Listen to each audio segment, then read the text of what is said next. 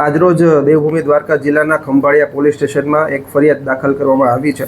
જે ફરિયાદ કલમ 189(1), 189(2), 191(2), 221, 57, 353(2), 248(2) અને 62 BNSની વિવિધ કલમો હેઠળ ખંભાળિયા પોલીસ સ્ટેશનમાં ગુનો દાખલ કરવામાં આવ્યો છે.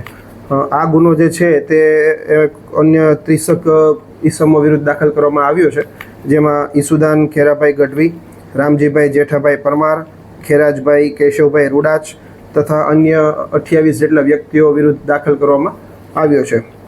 આ જે ગુનો છે તેની વિગત એવી છે કે ગત 31/3/2026ના રોજ ખંભાળિયા પોલીસ સ્ટેશનમાં એક લૂંટનો ગુનો દાખલ કરવામાં આવ્યો હતો. જે લૂંટના ગુનામાં જે આરોપી છે દીપક, જે બિહારથી બિલોંગ કરતા હોય અને તેમના વિરુદ્ધ લૂંટની ફરિયાદ દાખલ થયેલ હોય, તે ફરિયાદ અંગે આરોપીના તરફેણમાં જે એ લોકો ઈસુદાનભાઈ તથા જે બાકીના વ્યક્તિઓ છે તે અહીંયા પોલીસ સ્ટેશન પર બપોરના ઈસમમાં આવેલ હોય અને અહીંયા આગળ આવી અને PSO અમારા જે છે તેમની સાથે તે ગેરવર્તન કરતા હોય, તેમના ઉપર સસ્પેન્શન દાખવવા બાબતનું દબાણ કરતા હોય, એમની સાથે અન્ય 30 વ્યક્તિઓ પણ પોલીસ સ્ટેશન ખાતે આવેલ હોય. એ બધા ગેરકાયદેસર મંડળી રચી અને પોલીસ સ્ટેશન પર દબાવ બનાવવાનો પ્રયત્ન કરતા હોય.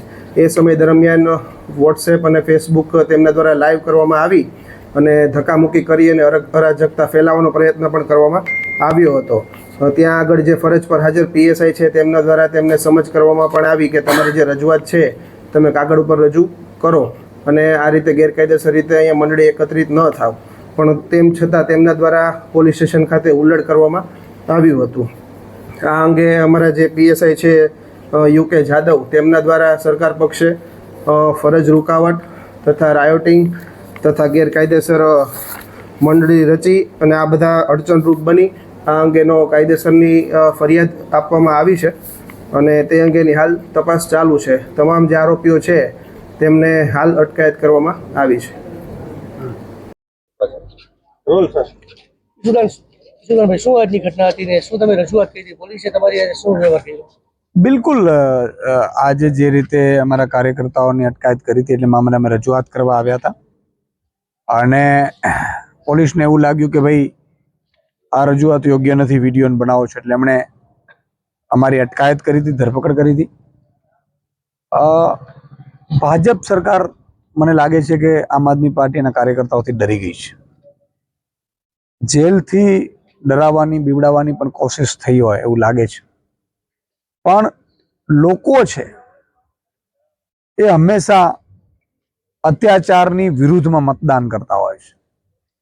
આજે સત્યની જીત થઈ છે, સત્યમેવ જયતે. અમારા બધા કાર્યકર્તાઓ અડીખમ હતા. અમને ક્યારે જામીન મળશે કે ક્યારે છૂટશું અમને ખબર નહોતી અને સ્વાભાવિકપણે કે પોલીસ છે એ એની કાર્યવાહી એની રીતે કરતી હોય, પણ એટલું ચોક્કસ છે કે આવું અત્યાચાર પ્રજા ક્યારે સહન નહીં કરે. આજે રજૂઆત કરવી એ દરેકનો અધિકાર છે, મૌલિક અધિકાર છે અને એ મૌલિક અધિકારના ભાગરૂપે માની લો કે રજૂઆતમાં એમણે એવું કહ્યું કે ભાઈ વિડીયો નહીં ચાલે, વિડીયો નહીં બનાવવાના, બની શકે એમના પોતાના પોઈન્ટ ઓફ વ્યૂ, પણ એટલું ચોક્કસ છે કે પ્રજા છે એ ભાજપના કામોથી કંટાળી ગઈ છે, ભાજપથી ત્રાહિમામ પોકારી ગઈ છે અને એટલે ભાજપ છે એ પ્રજાની વચ્ચે જઈ નથી શકતી.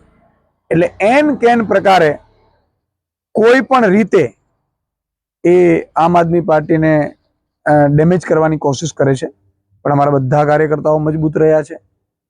અમને એવું હતું કે ભાઈ મહિનો રાખશે, 1.5 મહિનો રાખશે, 5 દિવસ રાખશે કે કાલે છૂટી જશે.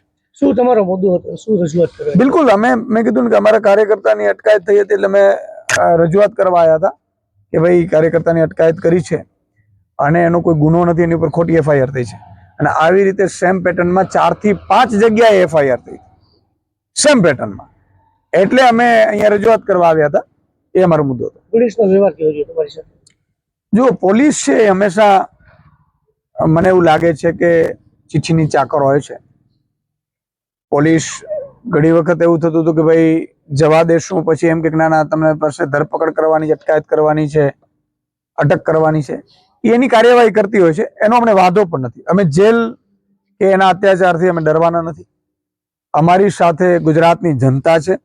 આજે ગુજરાતની જનતા, ઈશુદાનભાઈ એક દિવસ જેલમાં ગયો અને મેં પાછળ જોયું છે, લગભગ અત્યારે બહાર નીકળ્યા પછી કે લાખોની સંખ્યામાં ગુજરાતની જનતા એકઠી થઈ ગઈ. એ મારા પ્રત્યેનો પ્રેમ છે. આજે તમે પીસી કરવાના હતા, એ પીસીમાં કોઈ મોટા ખુલાસા કરવાના હતા, એની હિસાબે એવું કઈ થયું છે? આજે હું પીસી એ મામલો કરવાનો હતો કે જે અત્યાર સુધી જે કેસીસ બન્યા છે એની વિગત સાથે હું કરવાનો હતો.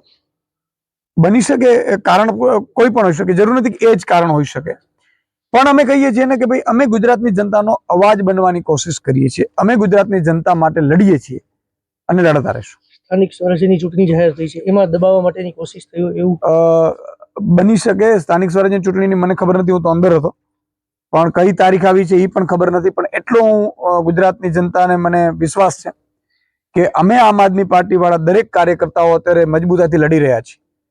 પોલીસ ને આગળ કરે છે ભાજપ, તોય અમે લડી રહ્યા છીએ. કેસ થાય છે તોય લડી રહ્યા છીએ. જેલ આવે છે તોય લડી રહ્યા છીએ. અમે દરેક તબક્કે લડી રહ્યા છીએ. એટલે મને પૂરો વિશ્વાસ છે કે આ વખતે જે પ્રજા છે સમજદારીપૂર્વક ઝાડુને મત આપશે. બોલો ભારત.